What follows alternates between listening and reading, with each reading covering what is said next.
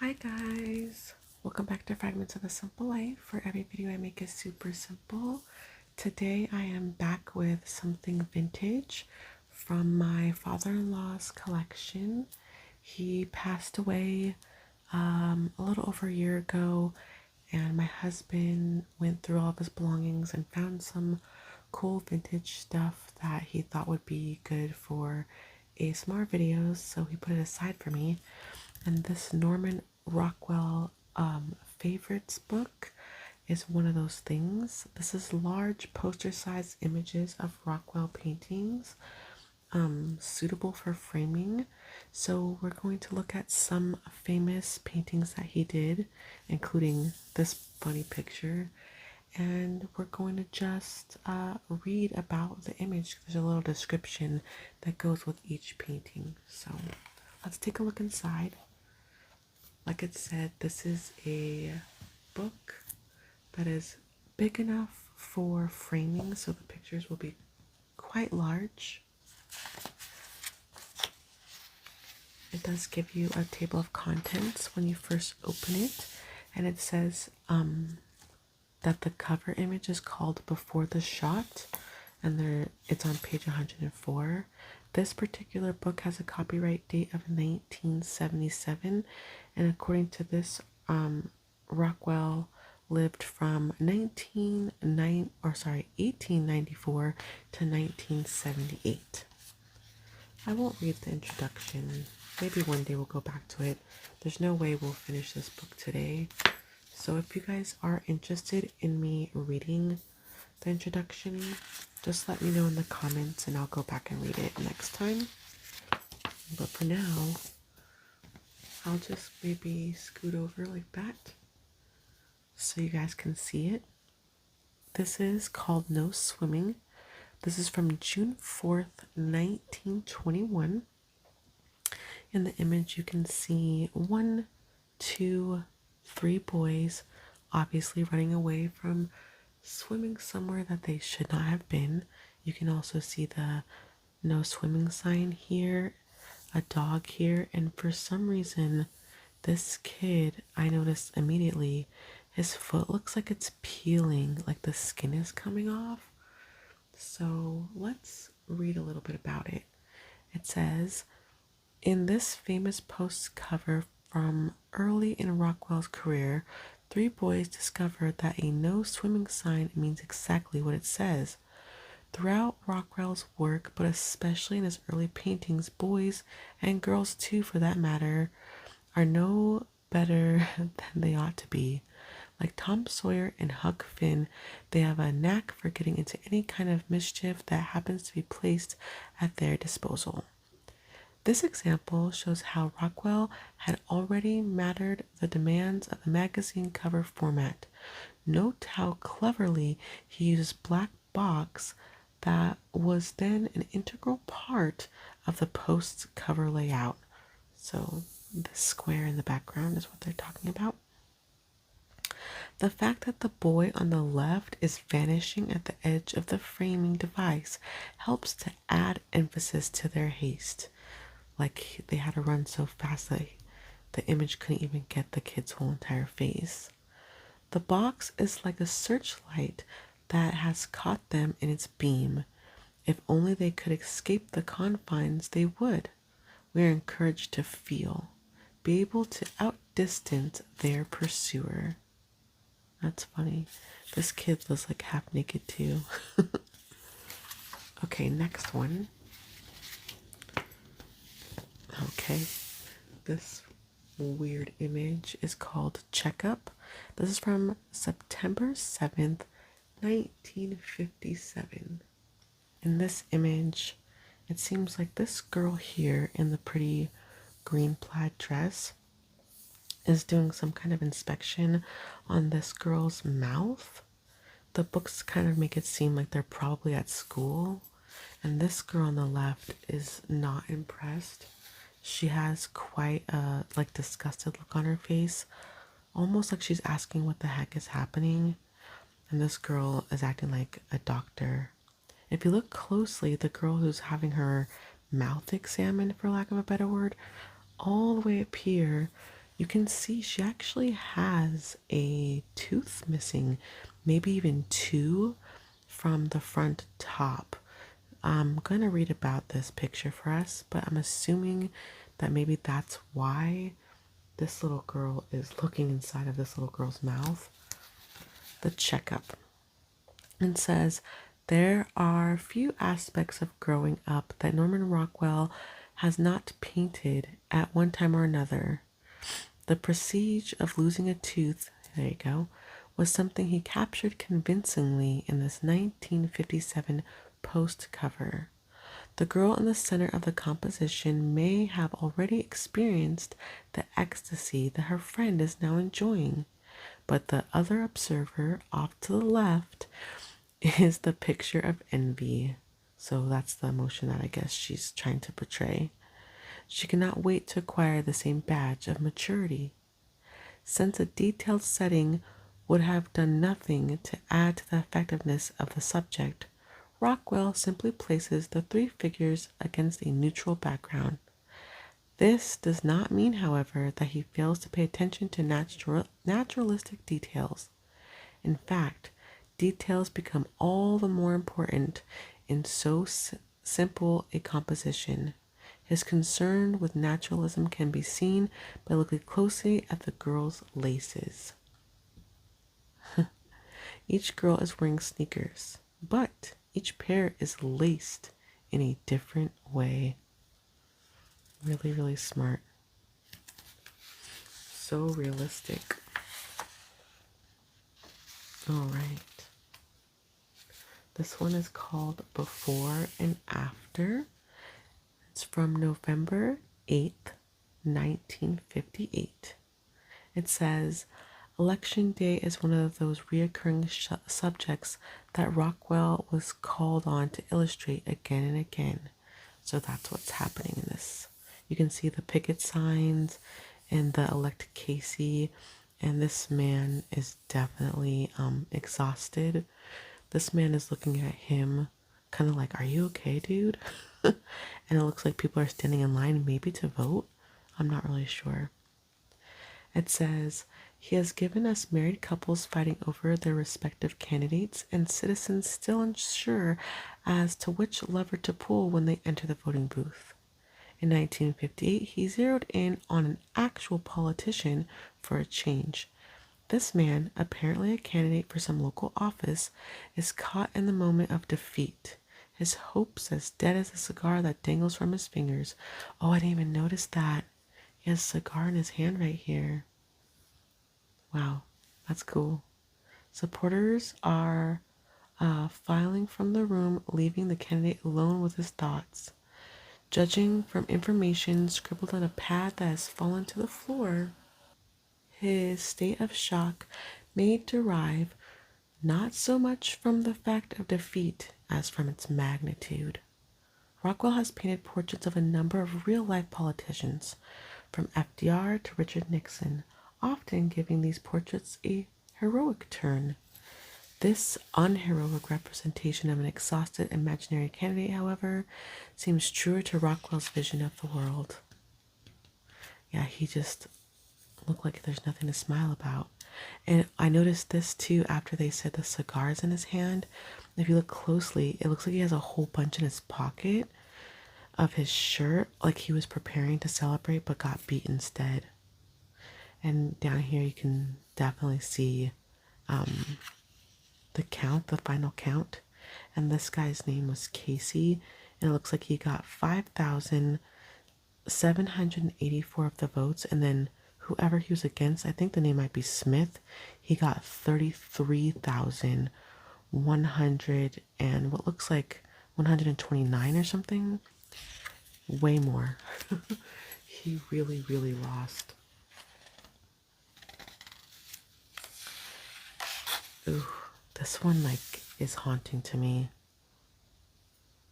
This is marriage. It's called At the Breakfast Table from August 23rd, 1930. This woman is definitely dressed in 1930s wear. She's sitting down having a cup of what I'm assuming is tea. You can see her wedding band So obviously indication that they're married. She's looking off, almost as if she might as well be by herself, while her husband, significant other, reads the paper and doesn't even begin to show his face. Looks like he's going to work as soon as they're done. She looks really melancholy and alone. This is a sad one to me. Really sad. Okay, at the breakfast table says, one of Norman Rockwell's gifts is his ability to bring fresh life to subjects that have become hackneyed. I've never heard that word. Okay. Sorry, guys. The scene that he treats here is in a horror-y one. It says, at the breakfast table, a wife finds herself isolated from her husband, who's buried himself in a newspaper. It's one of the oldest situations in the book. Even in 1930, when this was painted, the average reader of the Post must have encountered dozens of variations on it. Rockwell approaches the theme with what almost amounts to a sense of reverence. The joke speaks for itself, so he does not attempt to overstate it, but instead addresses himself to the poignancy of the situation. What he does, in effect, is to take the joke seriously. That's what I'm saying. Like, it's all funny, haha, like, oh my gosh, these two, they're not even paying attention to each other. But if you look in her eyes, it's not funny to her. This woman. All of his sympathy is directed towards the wife. Her pose tells us a good deal about her feelings. She's pressed up against the table as if she longs for physical contact with her husband. Her face expresses resignation, but not yet despair.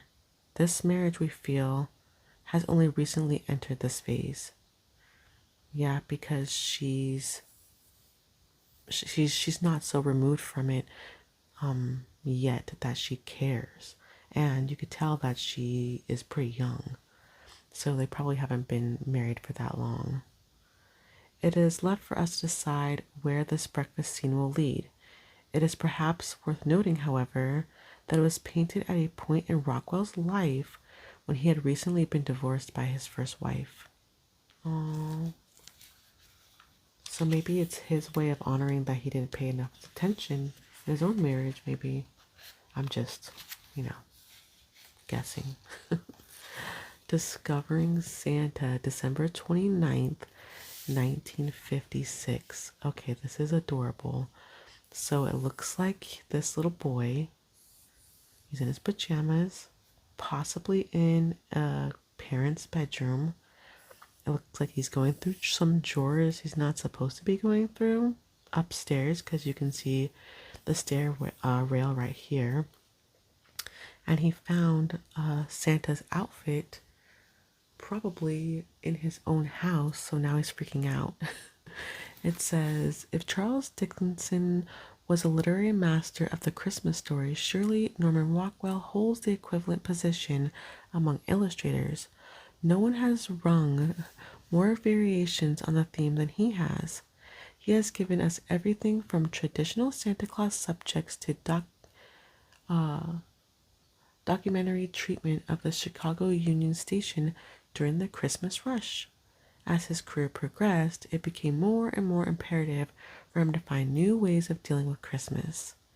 In 1940, he tried something rather original, painting a young boy on a subway train spotting an exhausted department store Santa on his way home. A glimmer of realization is apparent in the boy's eyes, but the illusion is not completely shattered. We are permitted to assume that he still believes in Santa, even though he recognizes that the man he saw at the store was not the real thing. In 1956, Rockwell took his idea one stage further. In a cover that appeared 4 days after Christmas, he showed another young boy. That's this kid. He seems to be about 7 years old, exploring his father's bottom drawer, where he finds a Santa suit put away in mothballs for the following year. This time, disillusion is complete. I wonder if after this, did he keep doing Christmas, or did it like come full circle and then he didn't do anything after this? Because after you find out who Santa really is, where do you go from there in your illustrations for Christmas? Fascinating. Okay, the next one we have is called Doctor and Doll from March 9th, 1929. So here obviously we see a doctor. He's sitting at a desk, probably medical books up there. And we have a little girl who is holding her doll's outfit right here. She took her clothes off for her checkup, but still left on her cute little shoes. The doctor's using a stethoscope to hear the imaginary heart. It's pretty adorable. Okay. And says, the medical profession is always treated sympathetically in Norman Rockwell's work. His doctors make house calls, take the time to chat with patients, and have bedside manners worthy of Lionel Barrymore. This elderly general practitioner is shown drawing on several decades of experience to break the ice with a nervous child. We can tell that the child just arrived to his office, and she still is wearing her scarf and mittens. Her face is clouded with apprehension, but the doctor does his best to set her mind at rest by entering her fantasy world and placing a stethoscope to her doll's chest. That's cute. So the little girl's scared about being at the doctor, so Dolly gets a checkup first. This painting is a good example of what might be called Rockwell's old master style. Many of his covers of this period emphasized two-dimensional design rather than painterly values. Here he falls back on his academic background, and we can be sure that he did it with very good reason. It may be that he felt that this I can't say that word. Never mind.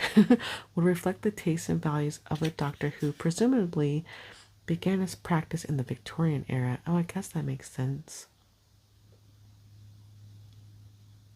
Interesting. Just all the detail. Look at the rug. Look at the little bunched up part right where the girl's standing. Just so smart. So much detail. This one is a little bit different looking. A little more almost muddied. I'm curious of why the change. This one's from 1948. It's called Four Seasons Calendar, Grandpa and Me. Rockwell has produced many calendars, and this one is typical. Oh, that's probably why. It's art for a calendar, not for the cover of anything. Taking the form of a set of variations on one of his favorite themes, the contrast of age and youth. A grandfather is shown here, enjoying the alfresco delights of the Four Seasons along with his grandson and the boy's pet dog. It is impossible to say whether it is the boy or the old man who gets the most out of the idyllic setting Rockwell places them in. In a century that has not treated old people kindly, Rockwell, from the very beginning of his career, has always depicted them with great respect, showing them as capable of enjoying life as much as anyone else. I love that. Rockwell always stands for continuity.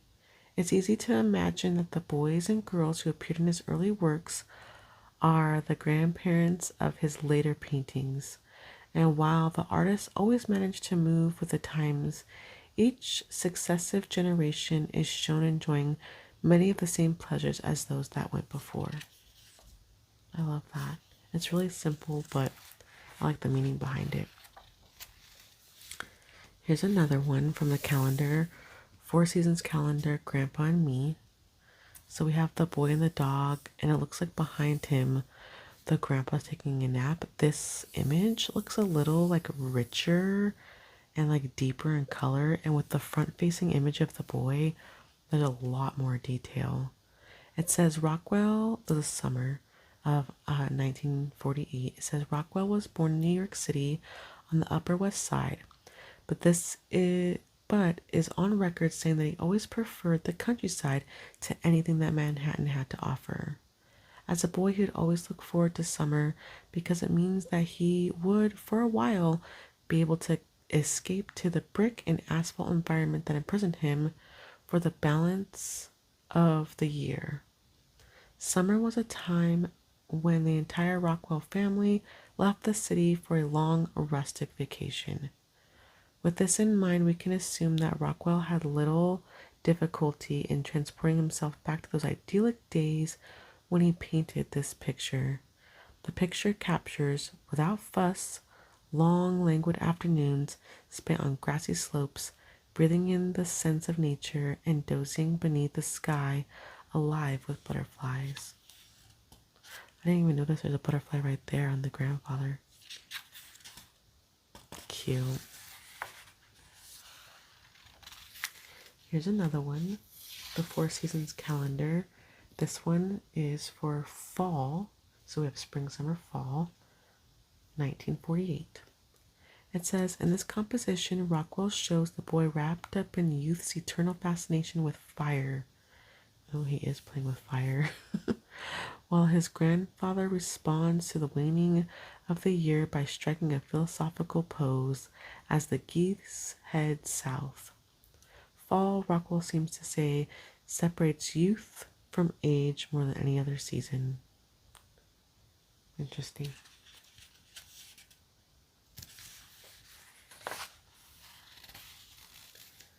And here we have a Four Seasons calendar, Grandpa and Me, for winter 1948. Grandpa seems to really be enjoying his ice skates. He's totally smiling up here. He has like a little white mustache with his scarf like swaying in the breeze. The grandson is kind of like, huh? I like the outstretched paws of the dog too, because if a dog was on ice, he probably would go like that a little bit with his feet. So I think that's really cute. It says, it is crucial to this little suite of seasonal paintings that Rockwell depicts Grandpa at his most vigorous in a setting of ice and snow. Nothing could be better calculated to show the youthfulness of his spirit. On a day that should send him scurrying to the fireside with aching bones, he dazzles his grandson with his skill on skates. I love that because it's like bucking the tradition or the assumption that an older person wouldn't even want to go outside when it's snowing or cold. He's like depicting the opposite of that. The atmosphere of the other paintings in this group is tranquil, but this one is full of movement. That's what I said. In the others, the grandfather is lost in contemplation. In this one, he's allowed a triumphant smile as he glances down at his perfect figure eight that he's executed. Look, I didn't even notice that. He did do a perfect figure eight right there in the ice. I love it. That's so cool. Let's look at two more. This one is called Breaking Home Ties. It looks like a father and a son, maybe. He has books. He has a suitcase. It says State U. Like maybe he's going off to college. If you look really closely in his hand, it looks like there's something bundled up. Maybe like food, bread, a snack for the trip. And it looks like they're sitting on the ledge of his dad's truck or something. This looks like a step up into the vehicle, and then they're sitting on it. The dog is so sad. It's like the dog knows exactly what's happening, and it's laying its head on the little boy, or gentleman, I should say, on his knee. The dad has a cigarette in his mouth, and he seems sweaty. It almost looks like he's holding two hats. His larger brimmed hat, and then his nicer hat, a nicer hat that he's probably going to give to his son. Let's read about it. It says September 25th, 1954. Breaking Home Ties is one of Norman Rockwell's finest paintings, an instance of his special gifts and decades of experience meeting in an ideal subject. Father and son sit on the running board, that's what it's called, of an ancient battered truck beside the tracks of a rural railroad station. The son is dressed in his best suit, with a crisp white shirt and a necktie that seems a little too gaudy, waiting eagerly for the train that will carry him to college. There we go. The father, dressed in blue coveralls, he has the face and the hands of a man who spent his life in the fields, exposed to the elements, stares off into space, presumably contemplating the passage of time and the changes that his son's departure will bring to his life. The family's collie rests a chin on the boy's knee. The boy holds lunch carefully wrapped by his mother, who, perhaps because of the sadness of the occasion, has not come to see him off. The father holds two hats. His own is a practical wide-brimmed number designed to shield him from the sun and rain, and his son's is a snappy new Stetson decorated with a colored band. This is a thoughtful and controlled treatment of a subject that could easily have seemed maudlin. Both figures command our respect, and every detail is just right, down to the markers in the boy's textbook, which tells us that he's eager to continue his education, has already begun his schoolwork. Like classic 20th century illustration. Yeah, this one gives me goosebumps. It's really, really well done. Beautiful. And relatable. Alright, the last one is called The Tattooist. This one is pretty freaking funny. Okay, we have a tattoo artist from the back. He seems to have scissors in his hand. His tattoo gun is putting a new woman's name on this guy's arm. It looks like other women have come before Betty, which is what the current tattoo is, but he keeps getting them crossed off for new loves. And the whole background looks like old sailor like tattoo, like wallpaper almost. This is from March 4th, 1944. The Tattooist is one of Norman Rockwell's best known and most humorous wartime cover paintings. The joke is an obvious one, the kind you might expect to find furnishing the basis for a one-panel newspaper cartoon. But Rockwell gives the two figures enough personality to make this more than just a simple sight gag. The sailor, modeled by Rockwell's friend and fellow illustrator Mead, I don't know how you say his last name, Schaefer, is a bruiser of a man with a face that has been through naval battles, storms at sea, and barroom brawls from San Diego to Singapore. He is rather like the kind of character that is played by Wallace Beery in some of the war movies of the period. His jacket, draped over his knee, gives us a couple of clues as to his personal attributes. I didn't even notice his jacket, see? Crazy. The ribbons pinned there attest to his bravery. The comb projecting from his pocket hints that he may not be totally free of vanity. It is amusing to picture this battered sea dog courting Sadie, Rosita, Ming Fu, Mimi, Olga, Sing Lee, and Betty.